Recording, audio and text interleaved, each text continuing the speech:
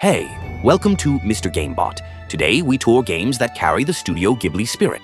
For each pick, what it plays like, then how that Ghibli heart shows up. Let's glide. No More Fathers. A Sky Islands adventure about a boy, lost history, and wind as your guide. You climb, glide, unlock traversal tools, and open shortcuts that loop the world together. Light puzzles stitch exploration with story beats. NPC favors become short trips that change the route you take next. Now the Ghibli thread. Flight is emotion, not just speed. You float between ruins swallowed by moss and valleys full of quiet. Nature feels like a character that heals when you pay attention. Small kindnesses matter. Long horizons invite silence.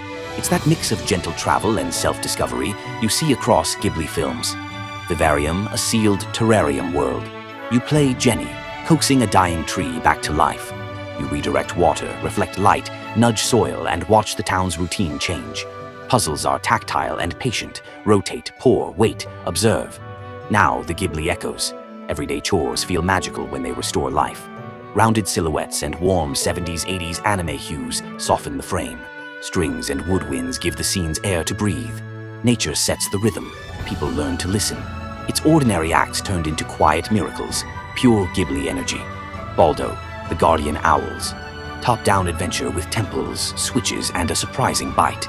Combat stays simple. Puzzles want patience, and towns hide cheeky secrets. You'll map dungeons, read signs, and backtrack for clever rewards. It looks cozy, but it's classic in its demands. Now the Ghibli side. Folklore is alive. Guardian owls, carved masks, festivals under lanterns. Villages feel lived in with kitchens, gossip, and tiny rituals. Child in a myth framing puts wonder next to danger. Pastel palettes and round faces keep the tone kind even when puzzles get sharp. It's a storybook world that expects you to grow up a little. Mika and the Witch's Mountain. A delivery adventure on a broom across seaside rooftops and cliff paths. You learn wind, ride updrafts, master routes, and make friends by doing good work. Deliveries unlock shortcuts. Rooftops become a playground. It's a compact open world that rewards clean, confident movement. Now the Ghibli flavor.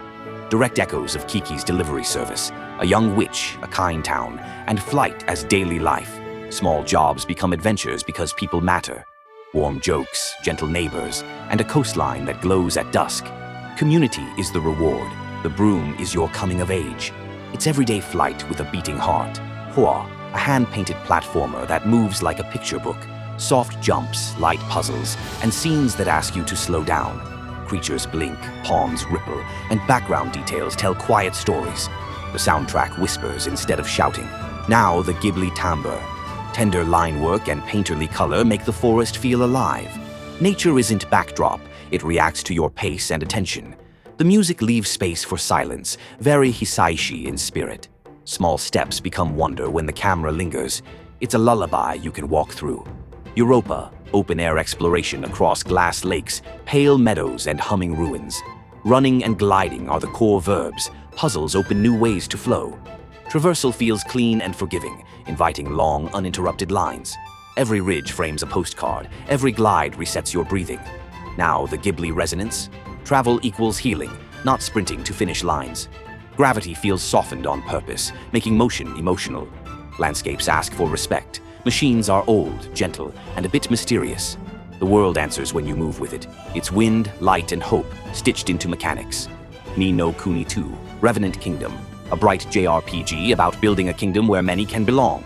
Real-time battles sparkle, skirmish maps and town systems keep downtime cozy. Creature helpers and party banter keep the loop cheerful and busy. It's a generous, optimistic adventure you can settle into for weeks.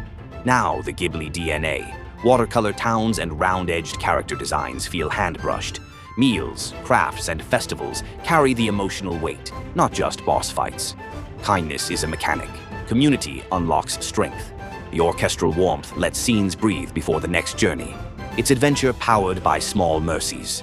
Ni no Kuni, Wrath of the White Witch, a road trip JRPG about a boy chasing hope in a parallel world. Familiars fight for you. Side errands slow the pace so towns can breathe. You notice teapots, trains, and tiny gestures as much as palaces and villains. Jokes land, tears visit, and companions feel like family by the credits. Now the Ghibli core. This is the closest to living inside an animated film. Palette, timing, and camera linger on homes and food before heroics. Music swells, then gives you silence to feel. Nature and humanity share the frame with equal dignity. It's the full Ghibli arc: wonder, hurt, healing, and home. What binds them all? Painterly light and rounded silhouettes, travel that teaches instead of tests, villages with routines that become rituals, music that leaves room for breath, and nature that is not scenery, but story. That's our tour through games with the Studio Ghibli heart. Different teams, same quiet courage and warmth. Which one will you play first, and which should I deep dive next?